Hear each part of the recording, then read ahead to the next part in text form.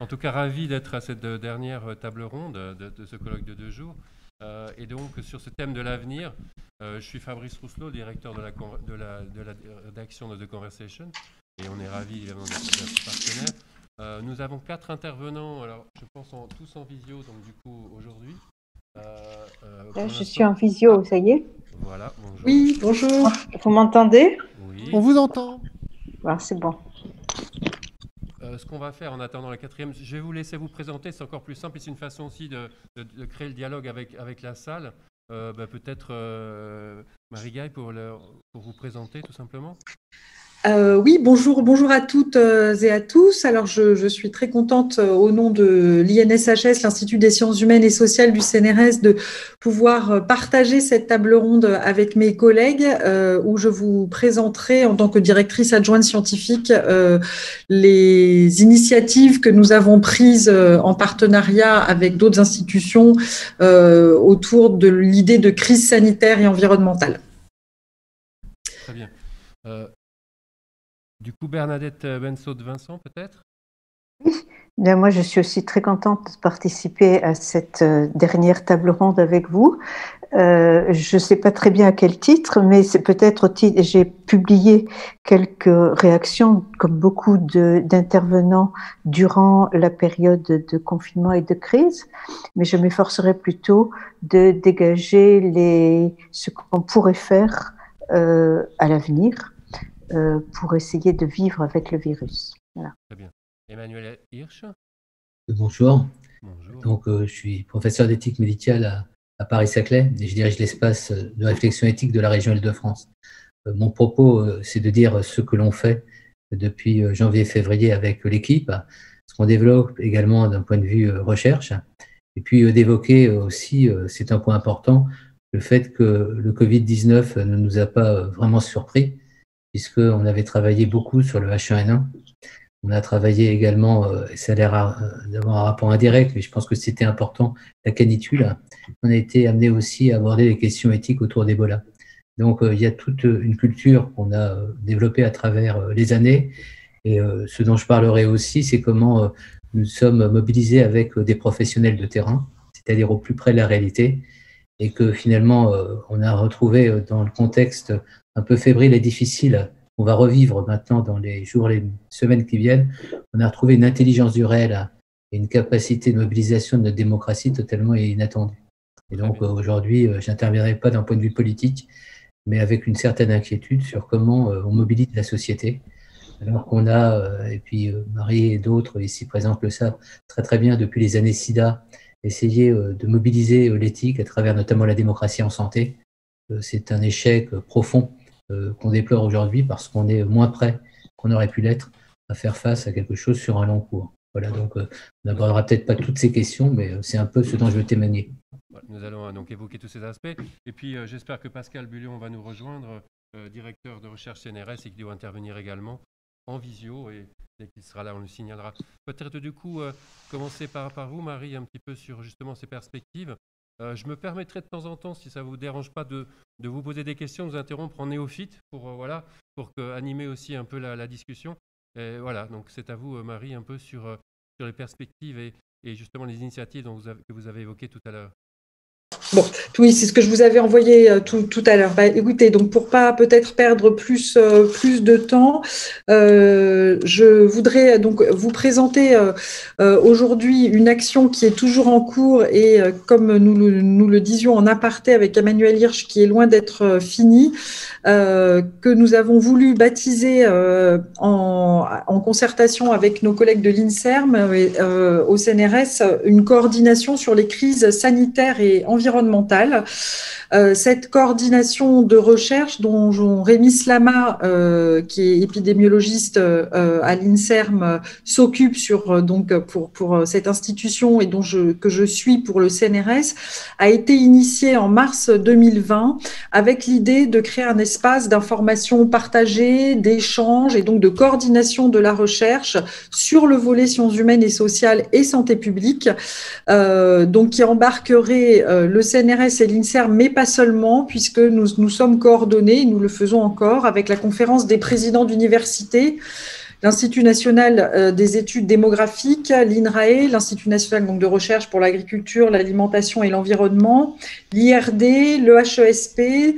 Nous avons aussi mobilisé, nous nous sommes coordonnés avec les 3 alliances, Athéna, Visan et Alenvie, le réseau national des MSH dont Pascal Buléon vous reparlera, Projet d'eau qui donc est une unité de service qui s'occupe des bases de données et notamment de bases de données en santé pour les sciences humaines et sociales, et puis enfin une initiative de l'Institut du réseau des instituts d'études avancées qui ont donc réseau qui a créé une base de projet, le World Pandemic Research Network. Donc ce que vous pouvez peut-être voir ou ce que vous verrez sur cette première diapositive, c'est voilà, l'ensemble des institutions qui ont souhaité s'engager de façon collective et des coordinations comme les alliances ou la CPU qui ont souhaité s'engager ensemble et de façon collective pour essayer de suivre ce qui allait se développer et ce qui se développe en sciences humaines et sociales et en santé publique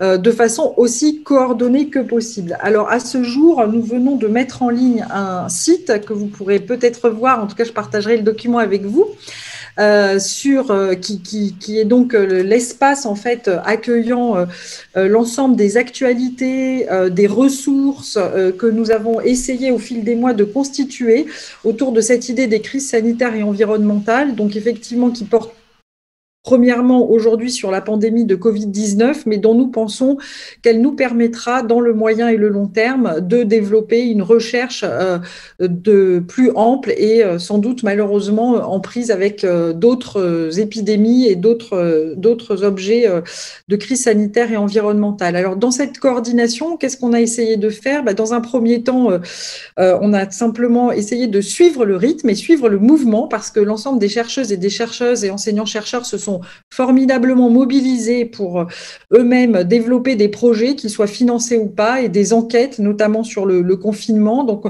afin que effectivement de façon maximale, ils soient mis au courant de ce que faisaient leurs voisins dans d'autres villes, d'autres collègues, etc. On a essayé de recenser l'ensemble de ces enquêtes. On a aussi recensé l'ensemble des appels à projets. Alors d'abord, il y a eu l'appel Flash Covid de l'ANR et puis l'appel au fil de l'eau de l'ANR, mais il y a aussi beaucoup de projets dans les sites universitaires, les régions. Je pense notamment par exemple à l'appel Résilience de la région Grand Est ou des fondations et des organismes comme la CNSA et la Fondation de France qui ont diffusé des appels à projets pour à la fois financer des projets sur la gestion de crise, mais aussi de façon beaucoup plus large et ouverte des projets sur les aspects économiques, sociaux, épistémologiques aussi de la pandémie. Alors, on a proposé cette information, on a suivi les résultats de façon à voir ce qui était financé ou pas, et on a aussi suivi beaucoup ce que les laboratoires et les unités de recherche ont fait en termes de ressources à mettre à disposition de l'ensemble de la communauté, notamment en termes de bibliographie et de sites bibliographiques pour rechercher tel ou tel élément traité sur la pandémie. Par exemple, on a un laboratoire qui a beaucoup suivi de tout ce qui était dossier sur les fake news, l'infodémie, etc. Voilà, donc vous verrez dans ce site, quand vous aurez l'occasion de le visiter, tout un ensemble d'informations qu'on va essayer de continuer à alimenter dans l'automne, l'hiver et puis les temps à venir, bien sûr, sur le sujet des crises sanitaires et environnementales. Je vous ai mis simplement dans la diapo suivante, je ne sais pas si vous l'avez à disposition, mais quelques exemples de rubriques qu'on a souhaité développer. Et puis, la base de projets de l'Institut des études avancées qui a également très tôt, en avril, cherché à faire en sorte que les chercheurs qui se lançaient dans un projet ou une recherche pouvaient se positionner par rapport à des collègues qui éventuellement faisaient des choses proches en Europe ou dans le reste du monde, et donc mettre en quelque sorte à disposition un annuaire de recherche pour favoriser la mise en lien et les collaborations. Donc, c'est cette étape du travail qui nous a beaucoup occupés avant l'été. Et puis, au CNRS, nous avons souhaité proposer un travail qui pourrait prendre et qui va prendre d'abord la forme d'un rapport qui s'intitule pour l'instant « Les sciences humaines et sociales face à la pandémie de Covid-19, enjeux et formes de la recherche ».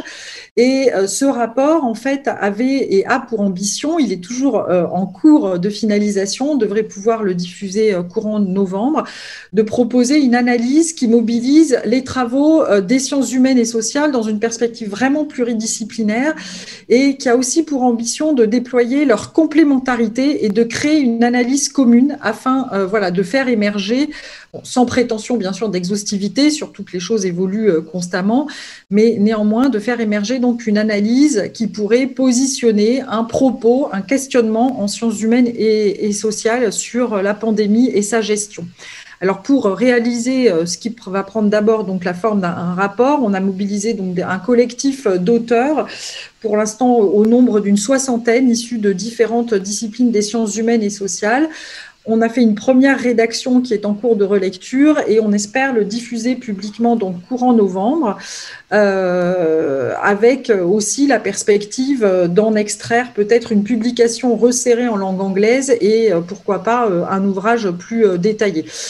Ce que ce travail cherche à montrer, en fait, c'est que la recherche actuelle en sciences humaines et sociales, pour le dire rapidement, sur la pandémie, sur sa gestion politique, sur ses enjeux, ne s'élabore pas ex nihilo. Elle ne prend pas en cours de route un événement, mais elle renvoie à des éléments d'analyse, des hypothèses de recherche, des théories et des cadres d'analyse qui s'ancrent dans une analyse relativement maintenant pluridécennale des crises et des crises sanitaires notamment, puisque des programmes de recherche sur les crises existent depuis au moins 30 ans et sur différents aspects des crises sanitaires. Donc on a voulu un peu faire réémerger cet ensemble de réflexions qui se sont élaborées au cours des dernières décennies et aussi les mettre à l'épreuve de la pandémie actuelle.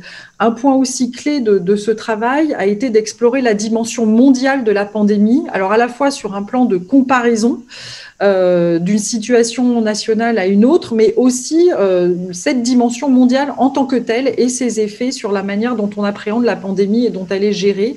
Et enfin, on a essayé de mettre en évidence les formes que prennent à l'heure actuelle les recherches. Donc, on a eu effectivement affaire à une dynamique tout à fait extraordinaire et qui se poursuit aujourd'hui, notamment une dynamique collaborative, beaucoup de pratiques pluridisciplinaires, peut-être plus que d'habitude, et qui crée un effet de communauté plus fort que dans d'autres circonstances. Et on s'est aussi intéressé aux modalités de transfert et de partage de connaissances avec des associations, avec le monde soignant, avec les collectivités territoriales, qui est en train de s'élaborer. Voilà, donc j'ai eu le plaisir et j'ai le plaisir encore de coordonner ce travail avec un collègue sociologue de l'Université de Toulouse, Philippe Terral, qui ne pouvait pas être présent aujourd'hui, mais voilà, je porte son propos autant que le mien. Et sans rentrer dans les détails parce que je n'en ai pas le temps aujourd'hui, je voulais simplement vous faire part des points principaux qu'on avait abordés dans ce rapport. On s'est d'abord intéressé à l'idée de cadrage de la crise, comment la crise est cadrée dans l'espace public par le gouvernement, par les chiffres qui nous sont donnés ou qui nous ont été donnés quotidiennement, et comment ce cadrage peut être retravaillé par la recherche en sciences humaines et sociales pour faire de la crise un objet de connaissance. Et sur ce point, on s'est centré sur l'exemple de la France en particulier. Un deuxième élément extrêmement saillant des recherches qui se sont immédiatement mises en marche au printemps et qui continuent de le faire, et donc on a voulu mettre aussi en valeur, c'est l'appréhension et l'analyse de la pandémie de Covid-19 comme un révélateur et un amplificateur d'enjeux préexistants. Alors à la fois dans le domaine sanitaire, mais de façon beaucoup plus large, dans la mesure où on a vraiment abordé la pandémie comme un fait social total, pour reprendre l'expression de Marcel Mauss, dans tous les domaines de la vie humaine, et on a pris des exemples aussi qui n'avaient pas de rapport immédiat avec l'aspect sanitaire, tout un ensemble de travaux qui ont mis en avant l'amplification des inégalités sociales, mais aussi donc de problématiques comme, notamment liées à l'éducation des jeunes enfants, l'éducation des lycéens, etc., et qui montrent effectivement que cette pandémie vient révéler et amplifier des enjeux qui ont déjà été thématisés par la recherche dans les quelques décennies qui viennent de s'écouler. Ensuite, de façon peut-être plus attendue, on a consacré toute une partie de l'analyse aux sociétés et aux gouvernements confrontés à la pandémie, avec donc les aspects politiques, les aspects juridiques, les aspects sanitaires et du système de santé, et puis aussi la manière dont les sociétés ont pu réagir. On a filé à travers l'analyse du port du masque un certain nombre de considérations, et aussi intéressé à la manière dont la vie culturelle et la vie artistique ont pu être des espaces de résonance de la manière dont les sociétés réagissaient à la pandémie. Toujours dans cet esprit de montrer comment la pandémie affecte tous les aspects de la vie humaine. Un avant-dernier élément de ce travail a été consacré donc à l'idée de réinvention en temps de pandémie, puisqu'il n'a échappé à personne que cette pandémie, en tout cas dans les premiers mois qui viennent de s'écouler, a donné lieu à toute une série de discours et d'analyses, alors utopiques ou dystopiques, sur ce que la pandémie pourrait faire naître en termes de forme de vie sociale. Et on s'est donc particulièrement intéressé à ces discours et à ce qu'ils disent de quelques enjeux clés de la recherche, que ce soit sur les zoonoses et donc de manière générale la place de l'environnement dans les politiques, l'étude des vulnérabilités, la question de la valeur de la vie et de quelle vie l'on parle, de quelle forme de vie l'on parle, et toute une réflexion aussi sur l'aménagement des territoires. Et puis enfin, comme je le signalais tout à l'heure, on a cherché à mettre en évidence les formes de collaboration, de mise en partage et les démarches d'une recherche qui est en mouvement, qui est en prise avec un événement, comme ça avait pu être le cas au moment du terrorisme, mais c'est aussi une tradition de recherche en sciences humaines et sociales qui existe depuis de nombreuses décennies, cette recherche un petit peu et cette réflexion qui est ancrée dans l'événement, mais comment aujourd'hui finalement cet ancrage est rejoué et fait naître ou renaître des démarches collaboratives. Voilà, donc il est clair que ce rapport n'a pas non seulement prétention à l'exhaustivité, mais ni à refermer le propos, et que c'est plutôt une manière de poser une petite pierre pour poursuivre la réflexion dans le temps long. Et pour ce qui nous concerne dans les mois à venir, nous allons donc poursuivre ce travail de coordination, et on va aussi mettre en place un certain nombre d'événements ou de structuration. Alors pour conclure, je voudrais en citer 4. Tout d'abord, donc dans le cadre de cette coordination avec l'INSERM, on va participer à la rencontre scientifique qui va être organisée sur le volet épidémiologique et santé publique, donc c'est en cours. Avec le GIP Droit et Justice, nous allons lancer prochainement, courant novembre, un appel à manifestation d'intérêt pour lancer une série d'enquêtes qui seront donc financées pour celles qui seront sélectionnées sur les aspects juridiques et politiques de la gestion de la pandémie, depuis la question du traçage à celle des libertés fondamentales. Nous mettons en place aussi, nous allons mettre en place, plus exactement, mais nous l'avons prévu, une rencontre scientifique les 29 et 30 juin 2021, donc avec toute la série des partenaires que j'ai évoqués au début, qui aura lieu au campus Condorcet, et où nous souhaiterions peut-être permettre aux collègues, enseignants-chercheurs et chercheurs, après un an de travail, puisque ça sera juste un an après le début de la pandémie, de partager des résultats de recherche qui auront été un peu consolidés. Et puis enfin, nous allons bénéficier d'un financement à l'Institut des sciences humaines et sociales pour une enquête multidimensionnelle pour les 3 années à venir sur les ajustements, les dynamiques et les réorganisations provoquées par la pandémie de Covid-19. Nous allons donc mettre cela en place en lien avec les chercheurs et les laboratoires qui sont déjà soit lancés dans des recherches, et auquel cas nous allons avoir un positionnement complémentaire pour initier en particulier des recherches dans des espaces de questionnement qui n'ont pas été ou qui ont été peu pris en charge par la recherche en sciences humaines et sociales. Donc voilà, pour conclure, il est clair qu'on est lancé sur des choses de long cours et que nous avons vraiment souhaité partager la démarche autant que faire se peut et l'animer conjointement avec l'ensemble des partenaires de l'ESR français. Voilà, je m'arrêterai là pour laisser la place à mes collègues. Merci. Je vais quand même vous poser 2 questions, si ça vous dérange pas, parce que ça m'intrigue. D'une part, vous parlez du fait que vos travaux sont basés sur les enjeux présents, les crises précédentes. Est-ce que vous avez découvert, enfin en tout cas, est-ce que vous êtes en train de mettre en place une réflexion sur de nouveaux enjeux saillants, parce que cette pandémie est quand même sans précédent dans l'histoire récente. Est-ce qu'il y a déjà des lignes qui se détachent sur de nouveaux enjeux saillants par rapport aux crises précédentes? Et la deuxième question, c'est tout simplement, vous avez évoqué le cadre politique. Est-ce qu'il y a une réflexion aussi sur quel est le cadre dans lequel toute cette connaissance peut se développer et peut participer à la communauté au sens large, puisqu'on a eu toutes les critiques notamment sur le fait que le cadre gouvernemental ou le cadre scientifique n'était pas forcément suffisant. Donc voilà, c'est les 2 questions que j'avais à la suite de votre intervention.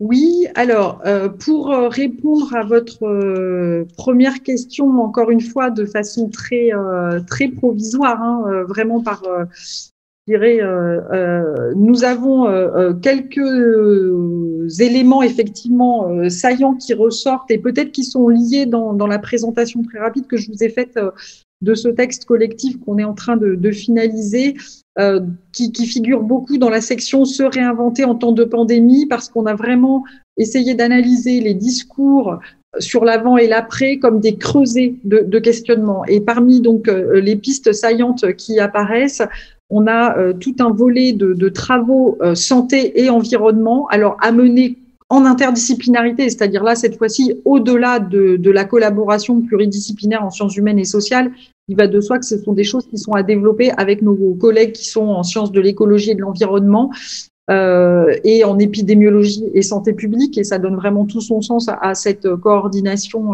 avec nos collègues de santé publique.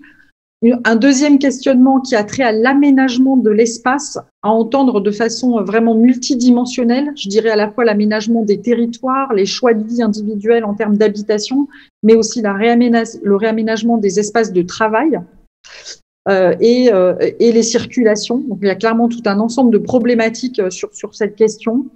Ensuite, je dirais 2 problématiques connexes, des choses qui sont liées alors voilà à la politique du soin ou la politique du care. Alors vous savez qu'en France, il y a des paradigmes et des personnes qui défendent plutôt le care, plutôt le soin, etc. Mais bon, plutôt que de vouloir choisir, là, je pense que c'est pas l'enjeu. En tout cas, une attention aux politiques de santé et du système de protection sociale qui vont effectivement focaliser les analyses. Alors, ça peut aller de questionnements très concrets du type, voilà, l'hôpital a pris un virage ambulatoire. Il y a quand même un certain nombre d'effets aujourd'hui sur la manière même dont la crise sanitaire est gérée dans les hôpitaux, à des choses plus générales sur la protection des populations, des groupes de population les plus vulnérables. Et notamment, ce qu'on a vu, par exemple, se dégager dans la crise sanitaire, c'est tout un questionnement en recherche sur les groupes de population qui sont considérés comme atteintes de pathologies mentales et qui peuvent être éventuellement sous tutelle ou sous curatelle, et comment finalement on en vient dans des situations de crise et d'urgence à fragiliser un respect de leurs droits qui est déjà extrêmement fragile en temps ordinaire. Voilà, donc ça fait partie des questionnements. Et puis dernier questionnement, quelque chose autour donc de l'idée que je citais tout à l'heure de valeur de la vie. Est-ce qu'il y a matière à effectivement à questionner la façon dont dont les vies humaines et quel type de vie? Est-ce qu'on parle seulement de la vie biologique, de la vie physiologique, mais aussi ou au contraire des autres aspects de l'existence, la vie sociale, la vie culturelle, etc.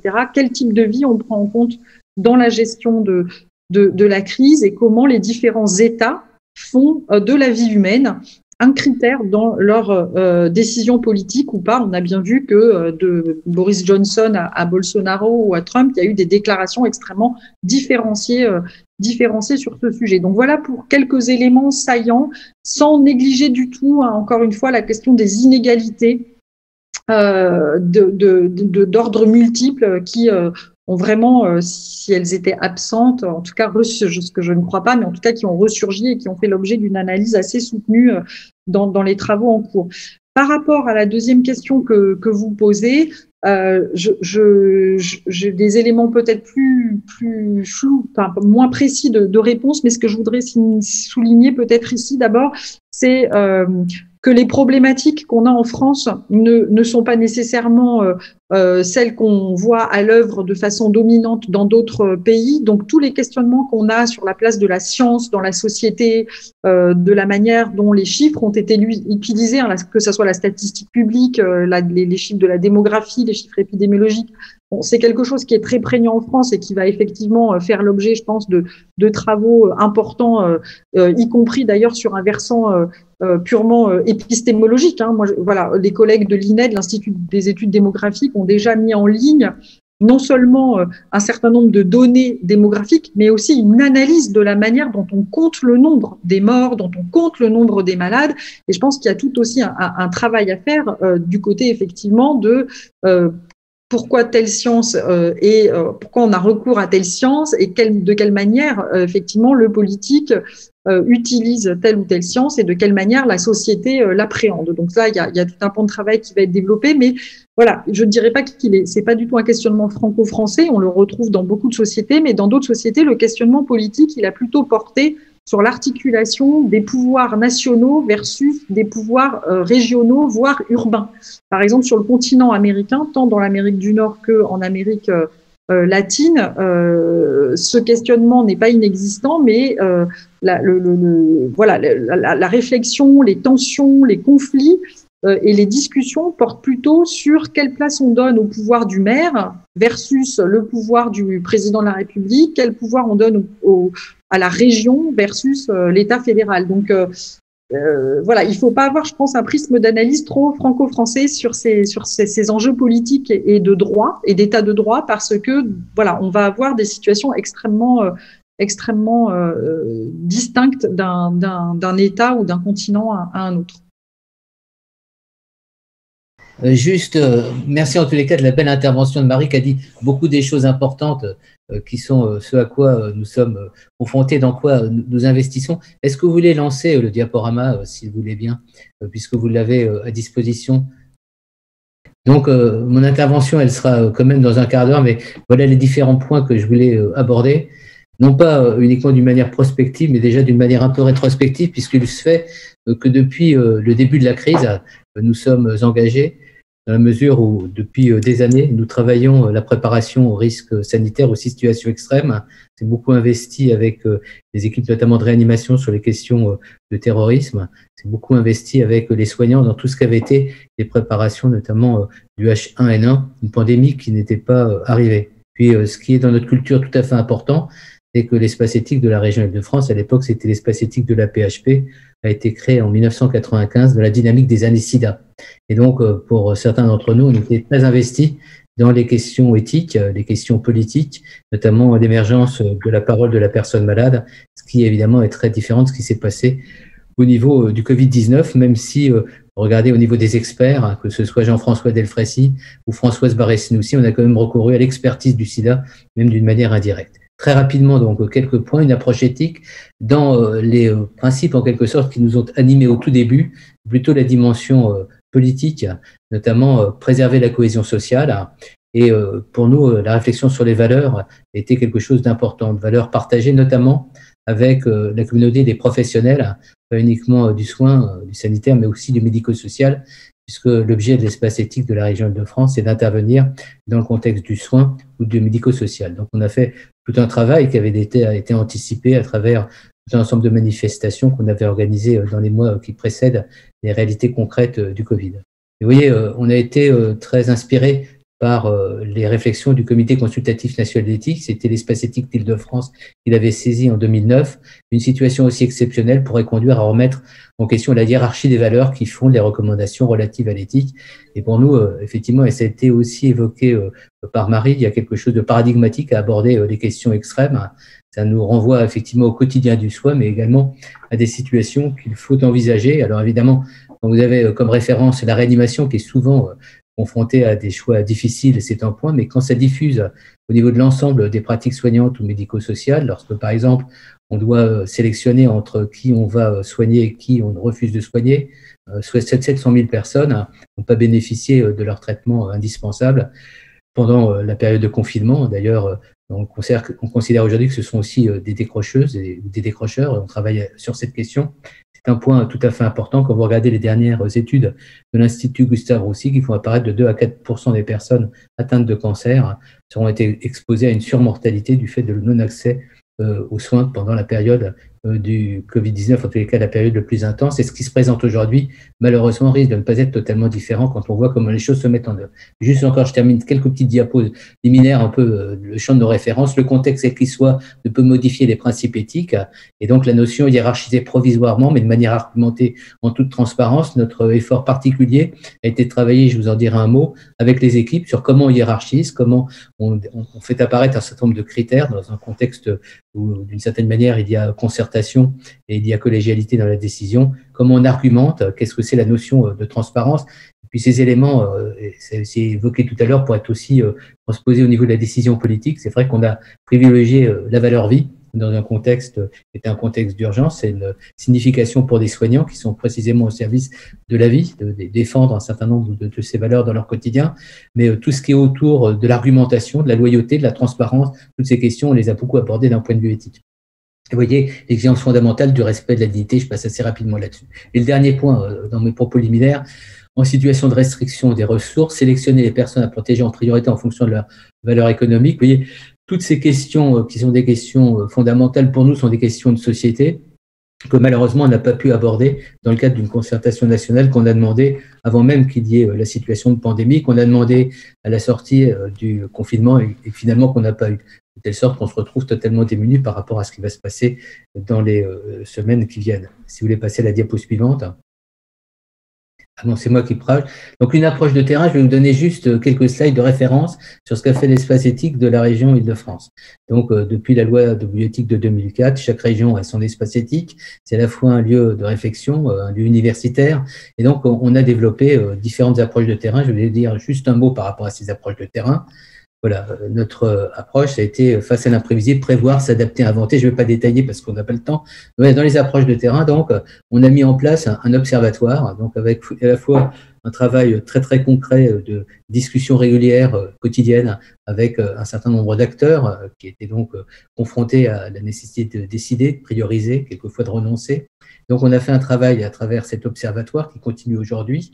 Et vous voyez, dans le travail de l'observatoire, on avait plusieurs groupes thématiques. Précarité, personnes migrantes, aide à la décision en situation d'urgence, éthique, décision, attitude pratique en fin de vie, communication et médiation, le projet de recherche Covid-19, espace éthique. Vous voyez les différents points qui sont abordés dans ce document que vous pouvez télécharger à partir de notre site espace éthique. Ce qui est important, c'est que nous avons une production tout à fait construite, c'est-à-dire à la fois qui réunit des verbatims qui vont être très utiles au niveau du travail des chercheurs qui vont travailler sur comment les premiers temps de Covid ont été vécus.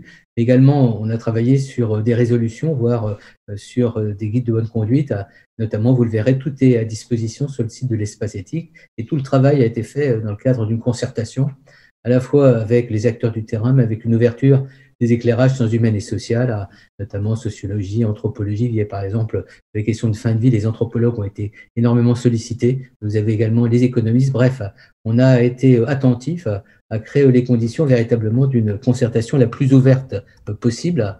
Et juste un point à prendre en considération, aujourd'hui, c'est-à-dire dans la conjoncture actuelle, nos thématiques sont maintenues, c'est-à-dire on a toujours ces groupes de travail, mais on a choisi de travailler également sur d'autres thématiques. Les thématiques actuelles sur lesquelles on s'investit, c'est vécu et souffrance en établissement au domicile, donc de la part des personnes malades, des proches, des professionnels et associatifs.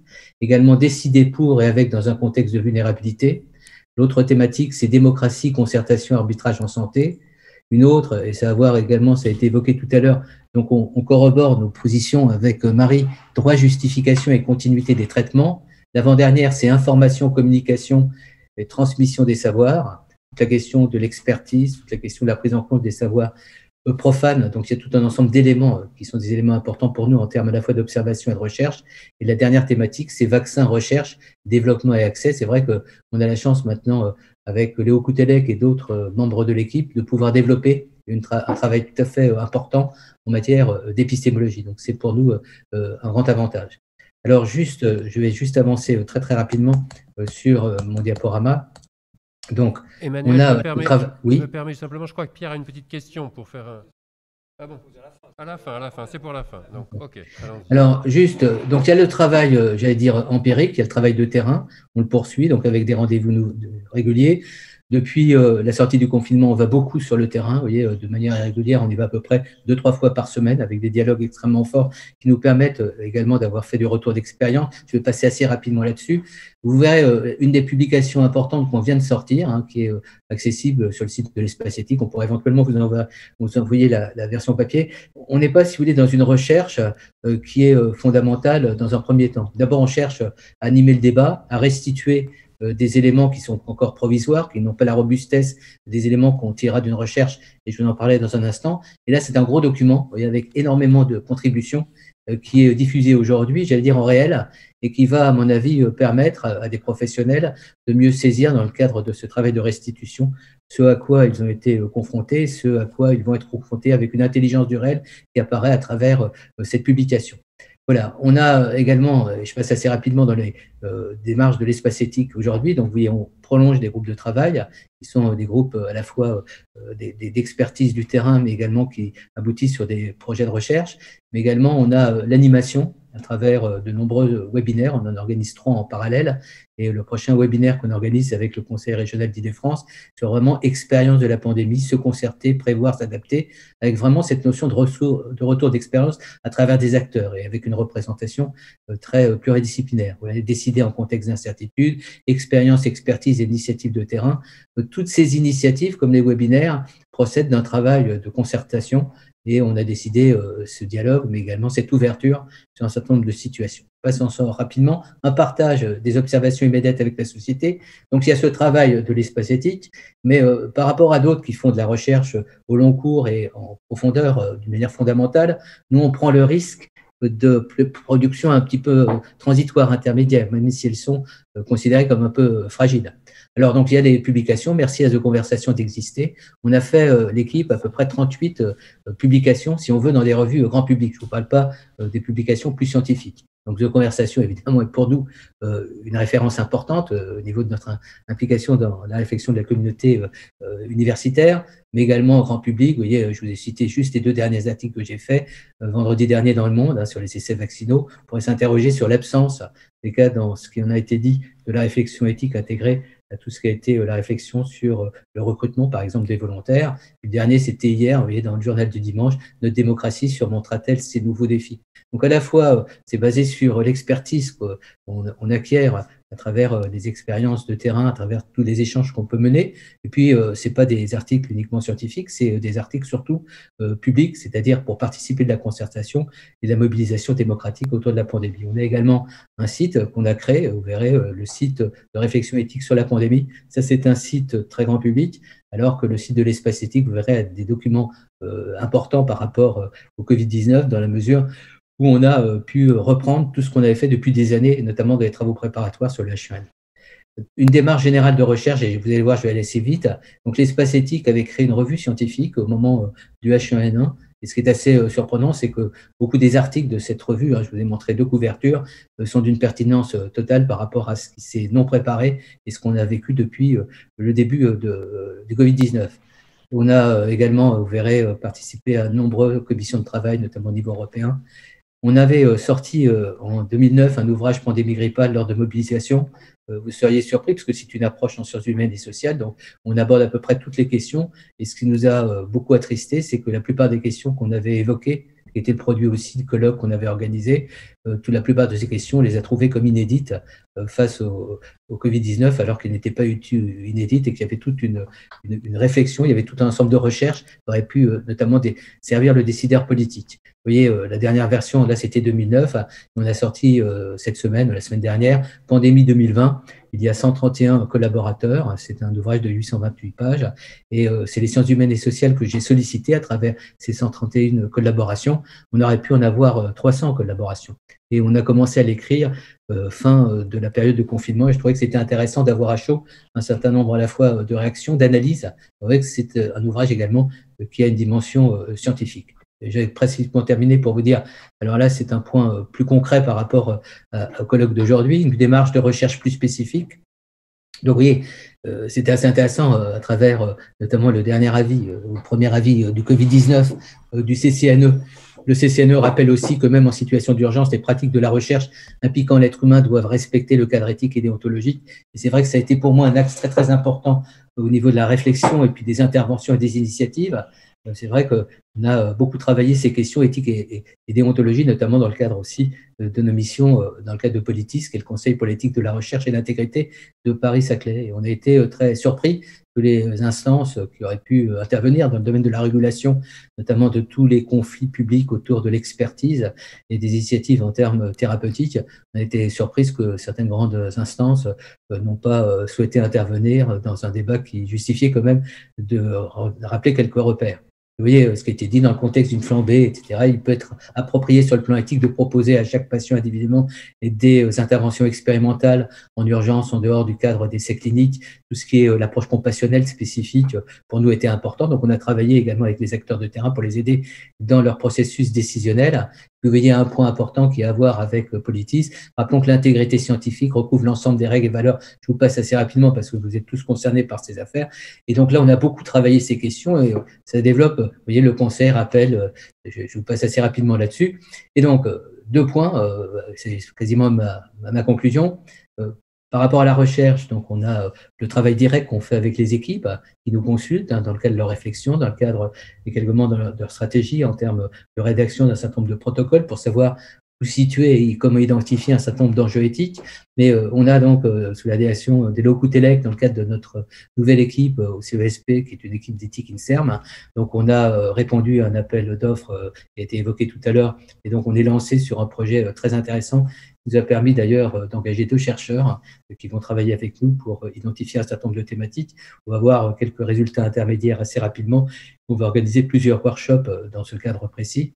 Et puis également, et j'en ai terminé, contribuer à la concertation. Donc, dans le cadre de Politis, nous avons certaines initiatives. La première initiative, c'est une série de webinaires qui commence dans quelques jours et qui vont nous permettre d'appréhender, en partenariat avec l'INSERM, le CNRS, différents partenaires, les questions importantes pour nous de l'éthique de la recherche. Vous voyez, et puis, on aura également, mais vous pourrez regarder d'ailleurs le programme du webinaire, il est accessible, ou je pourrais vous l'adresser, il est accessible sur le site de Politis, mais également le numéro 3 de la revue Politis va être consacré aux questions éthiques de la recherche, de l'intégrité scientifique dans le cadre d'une crise sanitaire majeure. Ça, pour résumer d'abord, encore une fois, merci de m'avoir donné la possibilité d'intervenir maintenant. J'ai été très rapide parce qu'il faut tenir compte d'un temps très, très limité. Ce que je veux dire, donc, pour synthétiser un petit peu notre démarche, on a une démarche, je dirais, recherche-action, notamment articulée à travers les réseaux nationaux de l'espace éthique de la région Île-de-France.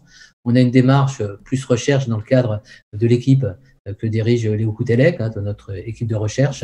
Et donc, on a tout un travail qui est très construit et qui va permettre des publications scientifiques, mais également des propositions extrêmement tangibles, puisqu'on est toujours proche aussi de l'action, puisqu'on est en rapport avec les équipes, à la fois dans le domaine médical, dans le domaine scientifique et dans le domaine médico-social. Et puis, on a pour nous une recherche très concrète, c'est intervenir au plus près du terrain, notamment dans les établissements, dans les EHPAD, par exemple, où on va très, très régulièrement. Si vous voulez nous accompagner pendant notre prochain déplacement, il se fait dans un EHPAD de Levallois, où les professionnels nous demandent à la fois des références en matière d'éthique, c'est-à-dire quels sont les critères à mobiliser dans une décision, puis nous soumettent un certain nombre de dilemmes auxquels ils sont confrontés, de façon non pas à décider à leur place, mais à éclairer un certain nombre de situations. Et on travaille à la fois dans l'anticipation, c'est ce qui nous est important, dans le retour d'expérience, et ensuite dans le cadre d'approfondissement avec cette ouverture sciences humaines et sociales qui nous est importante. Voilà, merci de votre attention. J'ai été un petit peu rapide et précipité, mais au moins j'ai le sentiment d'avoir respecté le temps. Non, merci Manuel pour cette belle intervention sur l'éthique. Je tiens à préciser qu'on est ravis d'avoir vos contributions à The Conversation. Donc merci à ça aussi. Pierre a une petite question, peut-être rapidement, mais voilà, une petite question rapide et une réponse rapide, c'est possible. Oui, merci beaucoup, très rapidement. D'abord, juste reconnaissant du rappel d'un grand principe à un moment donné, qui est le respect de la dignité humaine et de la valeur individuelle de chaque individu. Ce matin, à un moment donné, Maryse demandait aux orateurs de la table où était le curseur, à partir de quel moment, comme chercheur, il fallait qu'on commence à réagir, à intervenir de manière plus normative, au fond. Et je crois que ce principe est une excellente pierre de touche. Là, on doit commencer à intervenir, si ceci est en cause, la dignité humaine et la valeur individuelle. Mais ma question se prenait avec une formule qui apparaissait à un moment donné, qui m'a interpellé, qui est: il faut qu'il y ait consensus sur les valeurs éthiques pour préserver la cohésion de la société. Mais un peu après, vous avez parlé de débat, vous avez parlé d'imprévisible, et peut-être que cette formule, de toute façon, devait être relativisée, parce que comme sociologue qui connaît aussi les vertus des conflits dans les sociétés, on hésiterait peut-être à forcer un consensus complet sur... évidemment, ce que je viens de rappeler, lui, exige consensus. Au-delà, on n'est plus entre humains. Mais passer cette valeur fondamentale, est-ce qu'on ne devrait pas aussi admettre la possibilité de controverse publique? Et cette controverse publique serait peut-être même plus bénéfique pour la cohésion sociale que de forcer un consensus. Deux choses dans une réponse rapide. D'abord, moi, mon approche de l'éthique, c'est une approche engagée, militante. J'ai appris l'éthique en tant que militant associatif, mais je reste militant. Alors, j'ai l'honneur aujourd'hui d'avoir une responsabilité académique. Merci Bernadette aussi de m'avoir soutenu dans cette démarche. Mais pour moi, ça n'empêche pas que j'ai des engagements, et des engagements que j'ai vraiment, j'allais dire, enracinés dans l'expérience des années SIDA. Voilà. Donc, je suis un militant et je le dis. Uniquement, on travaille en équipe, on travaille avec des alliés, et notamment à travers un réseau. Donc, ça nous permet aussi de bénéficier de l'enrichissement d'expertise, d'expérience. Et on a beaucoup travaillé, nous, dans le cadre notamment des maladies neuroévolutives, toute cette question de savoir experto. Donc, il y a des connaissances qui doivent être partagées. Et je pense que les décideurs publics, aujourd'hui, sont assez indifférents à une réalité dont ils ne comprennent pas, encore une fois, comment elle fonctionne et quels en sont les ressorts. Alors, juste pour répondre véritablement à la question que vous avez posée, moi, je pense que, et c'est très intéressant, que les sciences humaines et sociales ont été quand même assez méprisées dans les processus décisionnels et dans l'intelligence de la réalité. Quand on voit tous les travaux qui auraient pu éclairer, j'allais dire, les premiers mois de Covid-19, notamment en anticipant toute la question du confinement, pour prendre un exemple précis, mais également la dimension politique de la concertation.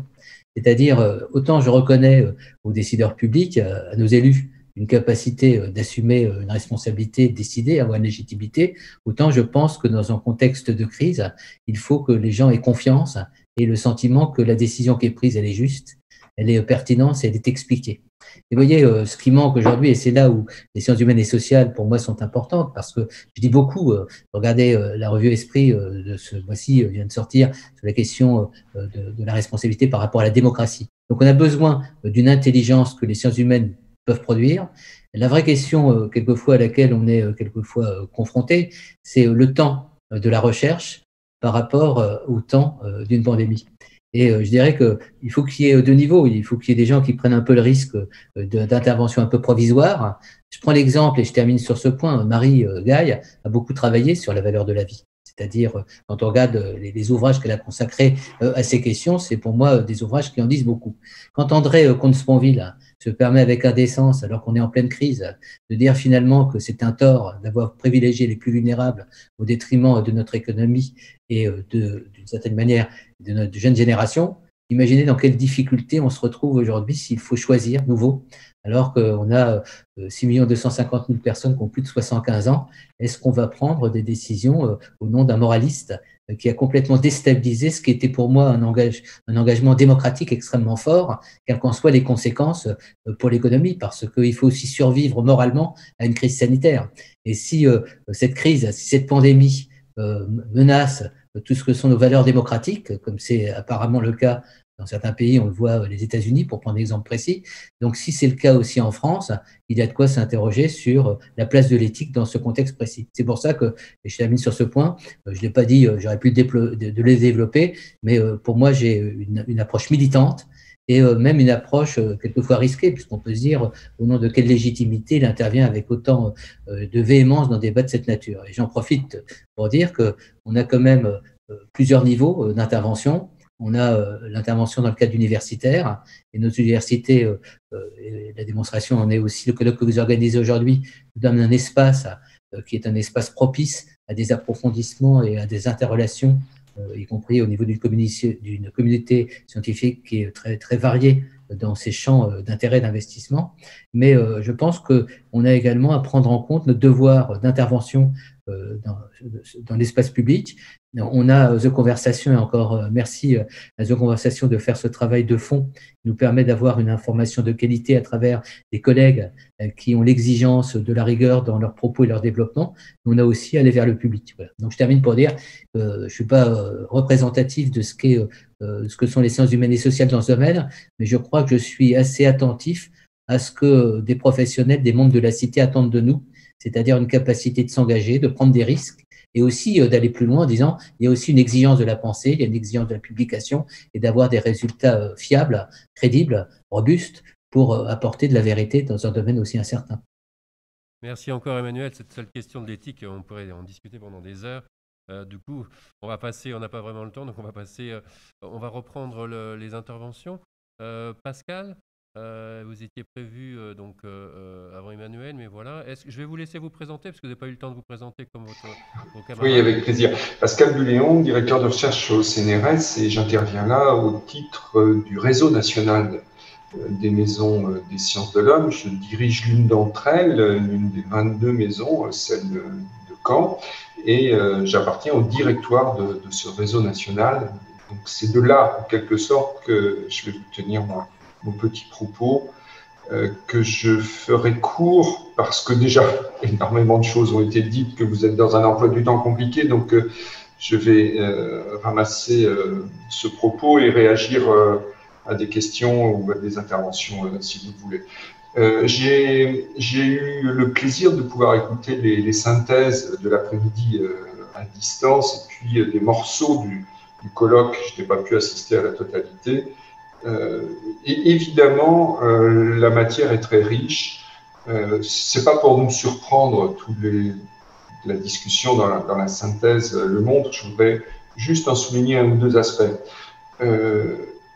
Quand on parle des sciences humaines et sociales, on est toujours dans un ramassé dit en 3 mots, dans un spectre qui, lui, est extrêmement large. C'est toujours d'ailleurs une de nos difficultés quand on porte les sciences humaines et sociales. C'est pas 3-4 disciplines, c'est un empan extrêmement large. Mais du coup, quand on s'attaque aux questions comme celles qui sont en débat aujourd'hui, on voit toute la richesse et la diversité des approches. Et le premier angle, puisqu'il s'agit des perspectives dont il faut parler à cette heure, c'est que à la fois l'énorme travail d'intelligence collective, dont quantité d'interventions, dont la dernière de mon collègue, celle de Marie, toutes celles qui ont précédé, ont fait état, permet indubitablement de mieux comprendre ce qui se passe au sens strictement inédit, parce que c'est pas la première pandémie, mais dans un monde interconnecté avec autant de mobilité, c'est bien la première. Et donc, en cela, il y a une première pour notre société mondiale qu'on venait de saisir et beaucoup y ont contribué. En insistant sur un point qui fait toute la richesse et l'intérêt de l'apport du travail coordonné par Marie Gagne et Philippe Terral, c'est qu'on ne part pas de rien. Surtout, on ne part pas de rien. Il est assez fascinant de voir que beaucoup de médias mainstream, va-t-on dire, ou de grands médias, ont tendu des micros extrêmement vite à la quantité de personnes, pouvant dire des choses intelligentes, mais comme si la communauté d'enseignement et de recherche, tant française qu'internationale, n'avait pas déjà produit des cadres de réflexion qui permettaient de mieux se saisir de la situation dans laquelle on était. Cette forme de rechercher le nouveau à tout crin et en 2 phrases est évidemment assez dommageable et destructrice pour la réflexion. Et donc, une grande partie de notre travail collectif, qui s'illustre, je crois, dans ces 2 jours, est cette question de mieux comprendre, avec un deuxième volet, qui est d'être plongé pleinement dans la société, donc mieux comprendre, mais aussi pour mieux soit contribuer à agir, soit pour mieux agir, que ce soit sur la façon dont toute la sphère de la santé et des soignants est engagée, touchée dans cette situation, que ce soit la question de la relation au travail, la relation à la société de manière globale dès lors qu'on en est coupé par des situations de confinement. Bref, il y a de multiples angles sous lesquels la compréhension s'adjoint à la capacité donnée aux décideurs et à ceux qui sont chargés de faire la décision publique une capacité à mieux agir, et pour tout un chacun aussi pour mieux se positionner dans la situation dans laquelle nous sommes.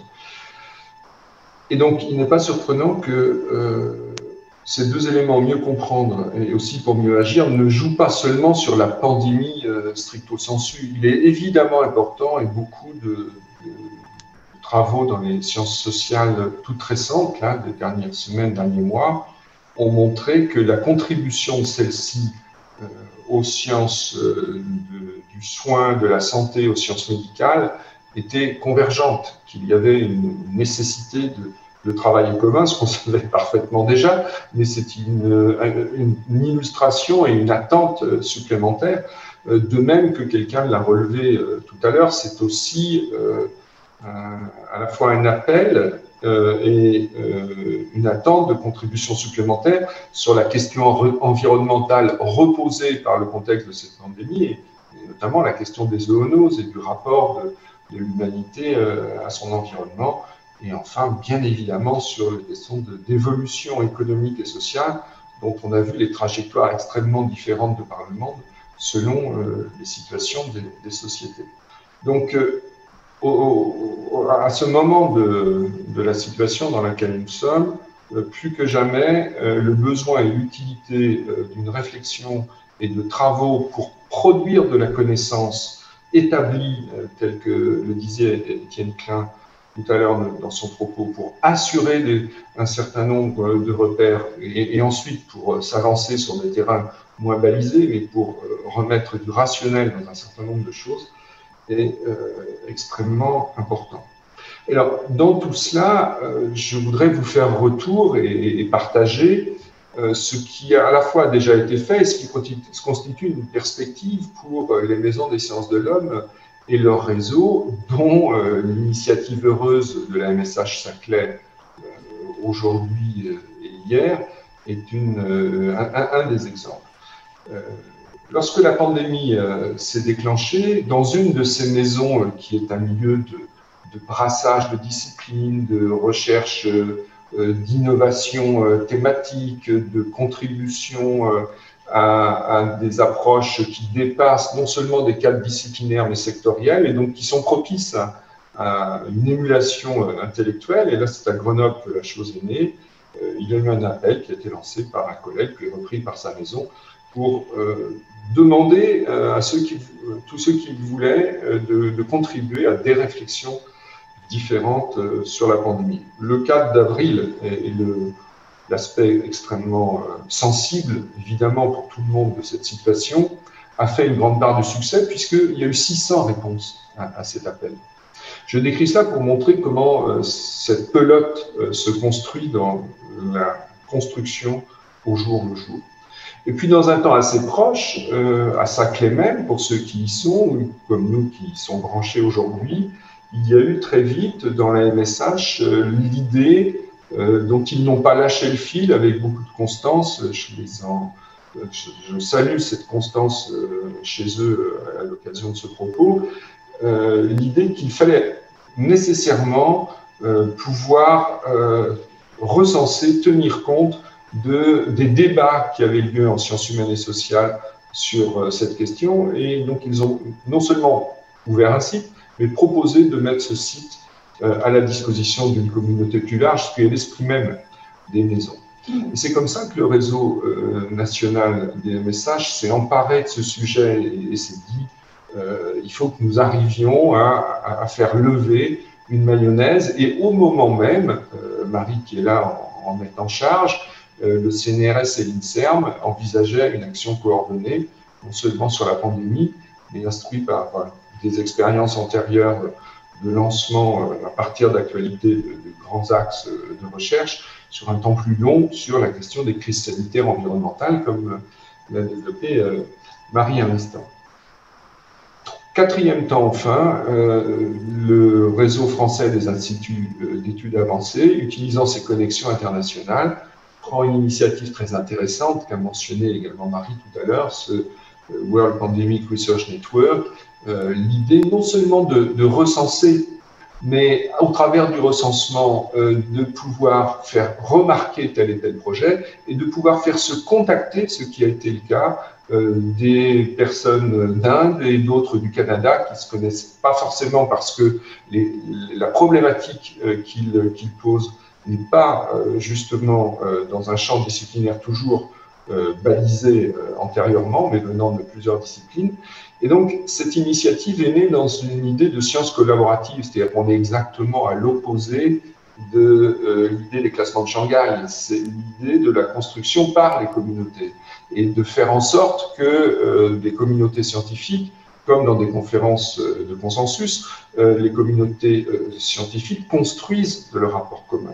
Je cite ces jalons parce que ce petit réseau, enfin gros 20 maisons, beaucoup d'universités françaises, mais petit à l'échelle continentale et encore plus internationale, s'est inscrit là-dedans.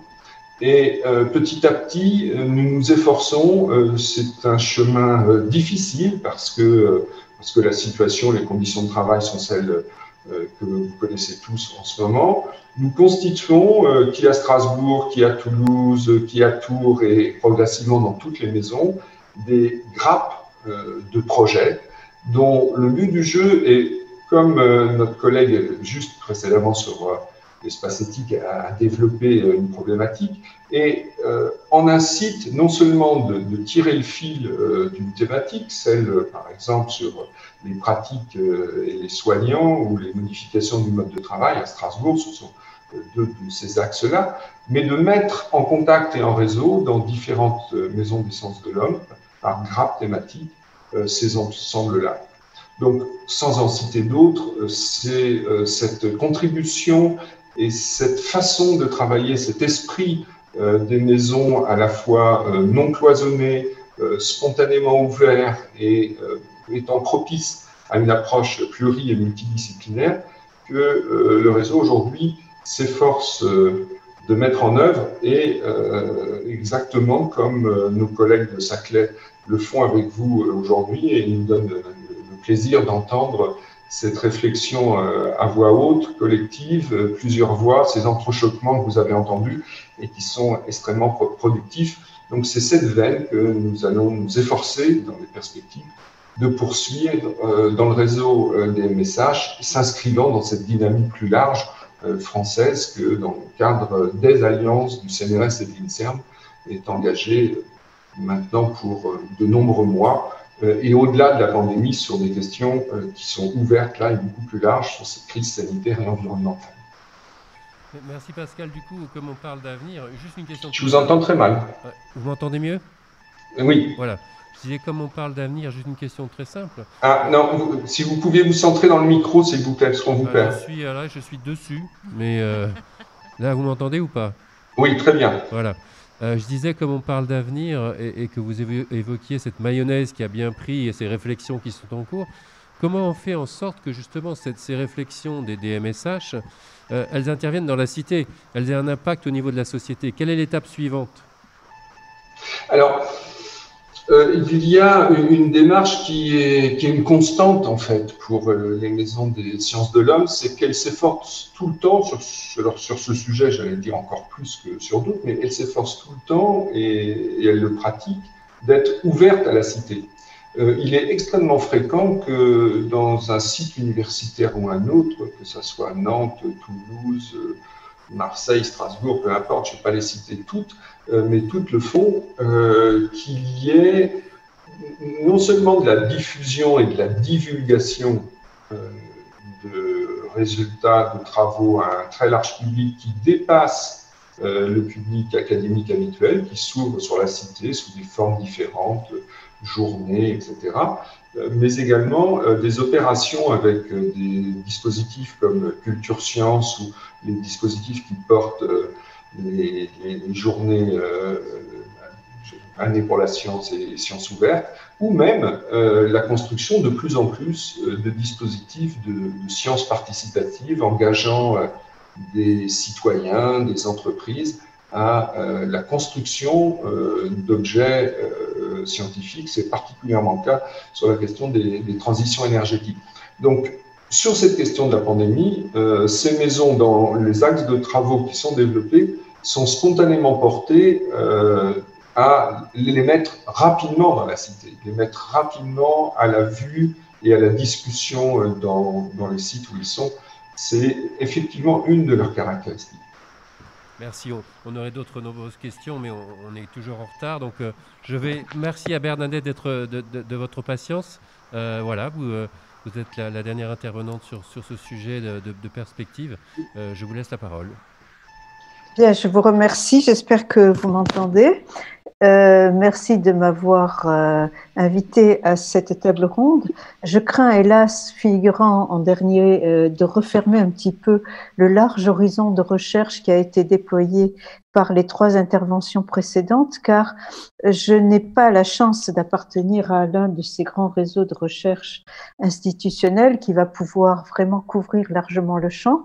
Et donc, je me contenterai de témoigner ici de mon expérience personnelle étant professeur émérite de philosophie à l'Université Paris 1. J'ai vécu cette période dans un relatif isolement, même si j'ai eu la chance de collaborer avec beaucoup de jeunes chercheurs avec qui nous avons essayé de monter des dispositifs pour sortir de la crise par le haut, comme on disait naïvement, et pour mettre en place des structures plus participatives. Donc, je me contenterai de témoigner de mon expérience individuelle et en essayant de voir comment on peut articuler les exigences d'une recherche analytique avec notre désir tout à fait légitime de peser sur le monde de demain et d'agir peut-être sur ce monde. La première chose que j'ai apprise, moi, dans cette période, c'est que cette crise a, pour moi, été mais vraiment un effet de sidération, comme pour beaucoup de mes collègues, dans la mesure où elle a élargi considérablement le registre du possible et restreint celui de l'impossible. En effet, ce virus m'est apparu dès les premiers jours comme champion de la mondialisation et j'ai été sidérée de voir qu'un être infime, fait de quelques brins d'ARN, a réussi en quelques semaines à faire ce que ni des comités d'experts comme le GIEC, en travaillant par un travail acharné depuis plusieurs années, ni des années de campagne de militants hostiles au capitalisme néolibéral et global n'avaient réussi à obtenir, à savoir l'arrêt des émissions de gaz à effet de serre, l'arrêt de l'économie et la reprise en main par les États.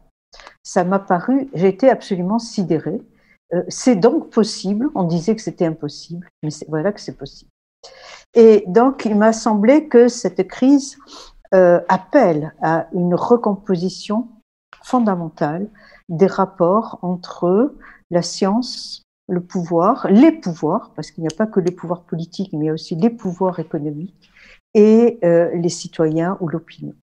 Donc, pour dire vite, il me semble que le modèle politique autoritaire, celui qui a été mis en œuvre par les Chinois en particulier, ne peut pas marcher en Europe, en France en tout cas pas, au-delà de quelques semaines d'état d'urgence où le gouvernement a décrété que nous étions en état de guerre, car il a été très vite reconnu qu'on n'est pas en état de guerre.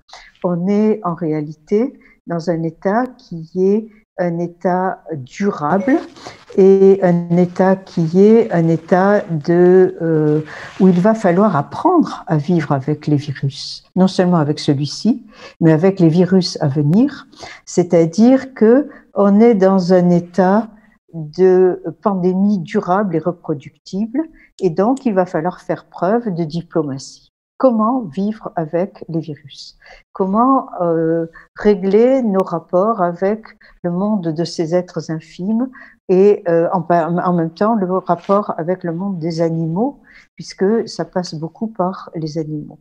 Donc, le modèle classique des décisions, tel qu'il a été mis en place au mois de mars, qui était une forme de gouvernement au nom de la science, puisqu'on était en état de guerre et il y a eu la mise en place de comités scientifiques, 2 comités, le conseil scientifique et l'autre conseil CARE.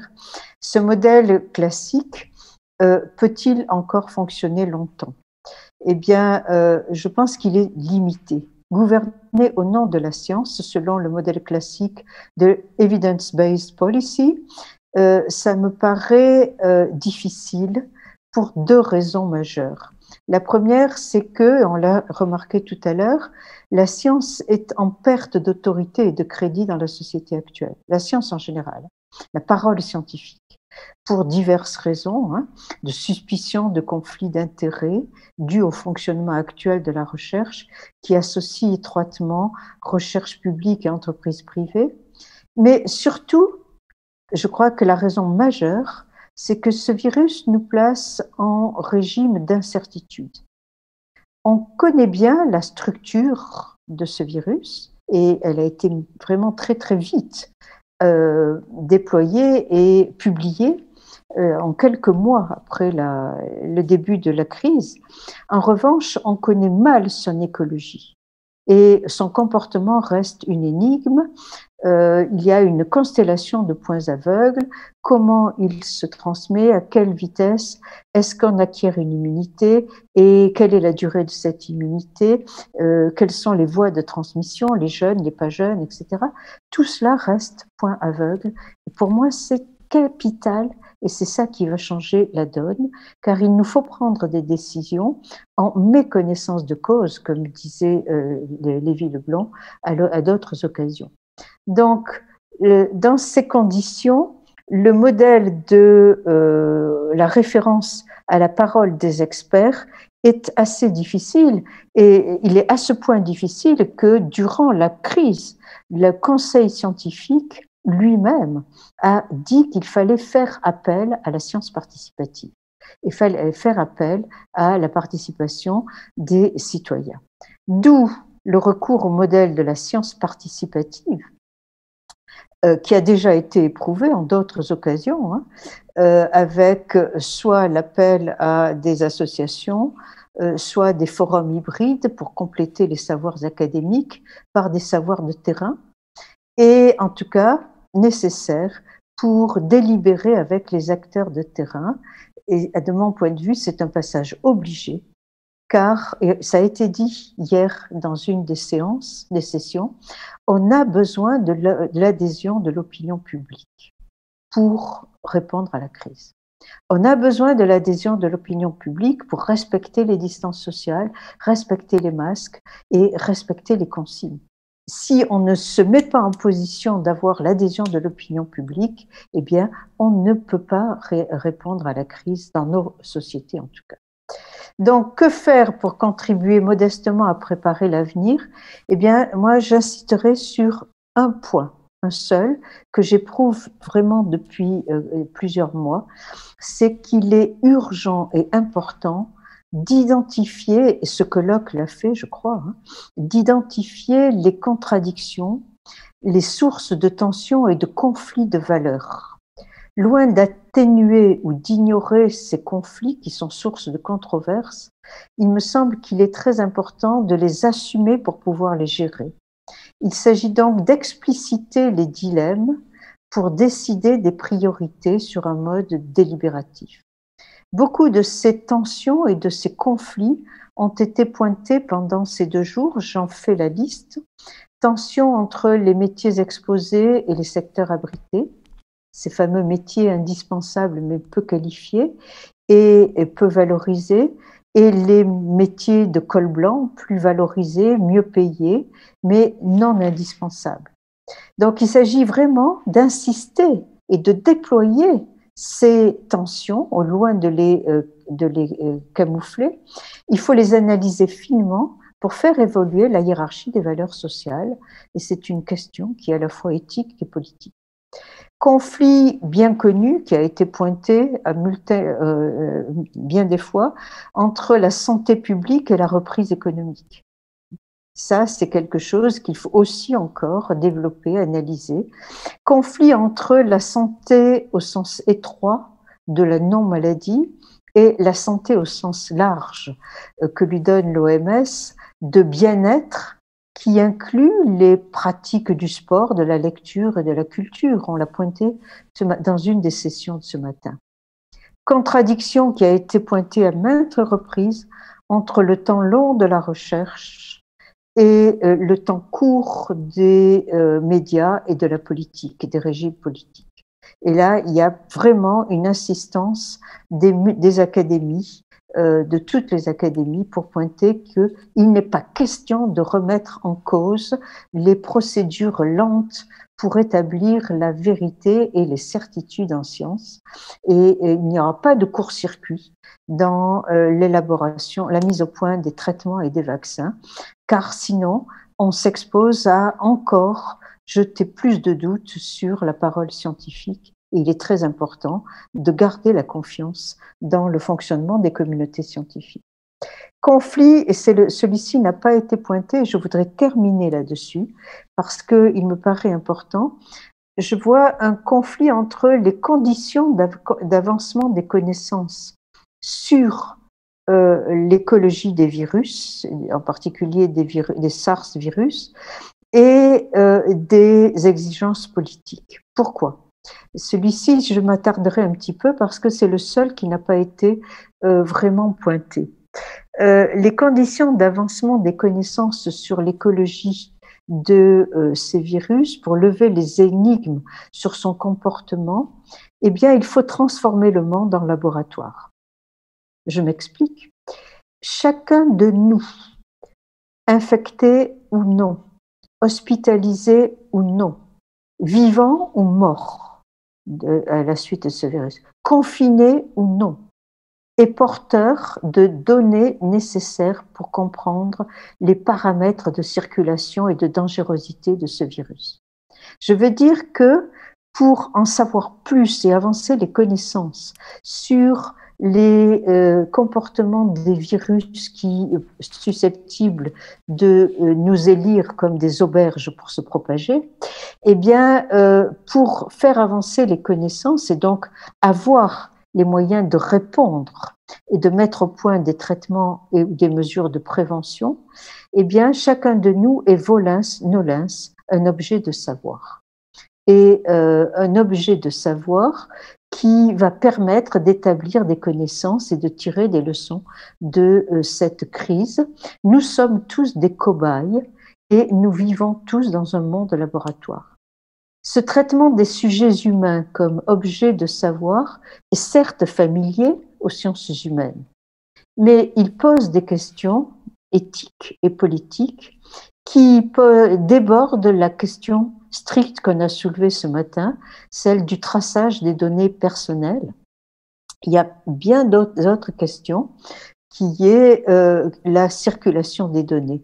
Très concrètement, cela exige, pour avoir des connaissances fiables, il faut un travail comparatif entre pays, entre continents. Or, ce travail exige une centralisation, une standardisation des données.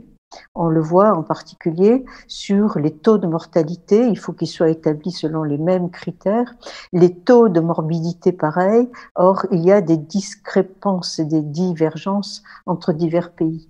Il faut un travail d'extraction de big data, de toutes les méthodes mises en œuvre pour comprendre exactement et pouvoir comparer. Mais, en revanche, pour faire monde un commun avec ce virus, il faut, on l'a dit, une adhésion de la population, de l'opinion publique aux mesures de précaution mises en place, masques et distance, aux mesures de prévention qui seront mises en place avec les vaccins quand on en aura, et de préparation aux pandémies à venir avec la surveillance, le stockage et les investissements dans la recherche. Donc, il y a là une contradiction qui est et qui appelle de notre part une réflexion et une analyse de concert avec les équipes de recherche épidémiologique ou les équipes de recherche en virologie et les équipes de recherche en sciences humaines, et en même temps les pouvoirs décisionnels, qu'ils soient au niveau territorial, au niveau national ou au niveau supranational. Donc, de mon point de vue, je dirais très modestement que, en tant que chercheur en philosophe et chercheur en sciences humaines, je conçois notre travail comme un travail de déployer les problèmes, de les formuler, de les mettre en scène dans les controverses pour favoriser la délibération publique et faire des choix normatifs, éthiques et politiques qui s'imposent aujourd'hui pour que le monde d'après ne soit pas tout à fait pareil au monde d'avant. Voilà, je vous remercie. Merci beaucoup Bernadette. Je me permets de souligner deux des points que vous avez mis en exergue. L'adhésion, que je pense absolument indispensable à toute évolution, et cette notion de transformer le monde en laboratoire. Du coup, ça passe par quoi d'un point de vue pragmatique? Est-ce que c'est sur la base d'un volontariat? Est-ce que le citoyen doit être volontaire pour donner ses propres données sur la maladie, son expérience aux autorités? Comment on met ça en place pour que justement il n'y ait pas cette impression de forcer quelque chose? On l'a vu, vous parliez de la dichotomie entre la santé publique et la reprise économique. On voit très bien, par exemple, que certains restaurateurs, etc., voilà, ne comprennent pas. Donc, comment on fait en sorte que ce citoyen devienne un objet de savoir? Est-ce que c'est sur une base du volontariat ou est-ce qu'il y a une autre méthodologie à employer pour être sûr qu'on ait ces données et qu'on en bénéficie? Je pense que la base du volontariat est capitale et le travail local sur des territoires d'échange avec d'autres acteurs du terrain pour faire émerger les conflits d'intérêts. Chacun a des intérêts à défendre. Les restaurateurs ont des intérêts à défendre, les libraires aussi, etc. Donc, il s'agit vraiment de mettre en place ces forums avec des acteurs de terrain, mais aussi avec des experts de savoir académique, porteurs du savoir académique, pour délimiter les champs des possibles et les limites du possible. D'accord. Écoutez, on aurait des milliers de questions. Je crois qu'on est malheureusement largement hors cadre, donc je vais clore cette table ronde. Je vais vous remercier. Emmanuel est parti, mais tous les quatre, ça a été de mon point de vue très très riche, et je pense du point de vue de tout le monde. Et puis, je laisse la parole à mes hôtes. Merci de nous la donner, mais je crois qu'on va s'en servir uniquement pour assez rapide. Très en retard et nous sommes dans la salle. Toutes les